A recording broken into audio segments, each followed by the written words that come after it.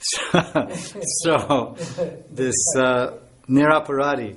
So how is it they're Niraparadi? This verse, Srinivas is observing this. Dira dira jana priyo priyakaro nirmatsvano sato. Says they were priya. They were dear. They were the beloved. The dira and the adira. The sujana, the bud, the surga, the bud suragani, the brahmins and the saints and the sadhus and the brijvasis. Those are the dira. Then the adira is the dacoit, gunda, badmash. All the dir and adir jana. Dir, adir jana. They all were the friends of the Goswamis. They saw equally. Samadristi. Because they were nirmatsarya. They had no envy.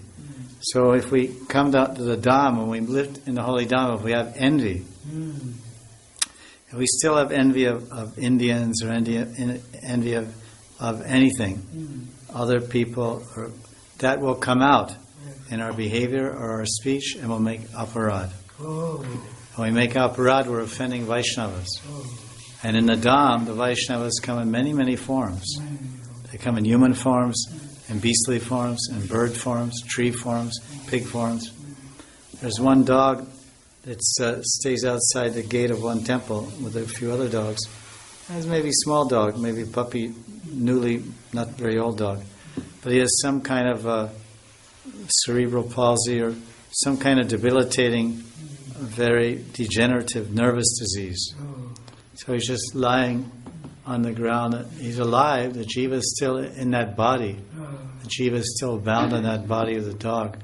He's just lying near the gate, and he's always trembling, and he's very skinny. And it's just, I mean, everyone's days are numbered. No one knows when they'll go. But it's obvious to see that jiva is really suffering. He's in the dog's body, and he can't walk. His legs are broken. He's just slowly, what they say, dying a slow death, and very painful. Any kind of death is painful, but every day is so.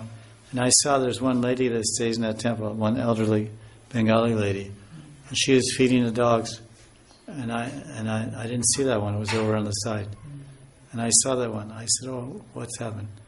Oh, this devotee, and she's speaking like they're her brothers. She says, "Oh, this bhakt." She's speaking in Bengali.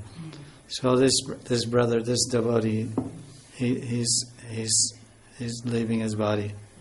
He's so much suffering, but we have to take care of. He's our brother. He's our very loving way she was saying it, and she has so much empathy. It's naturally we feel empathy for suffering of others.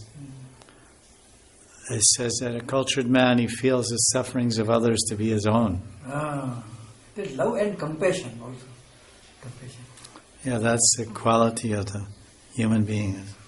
Because that's the greatest quality of Bhagavan, Bhaktavatsalya. Bhaktavatsalya, of course, is slightly different, but that means affection for the devotees, but the compassion of the Lord is inconceivable.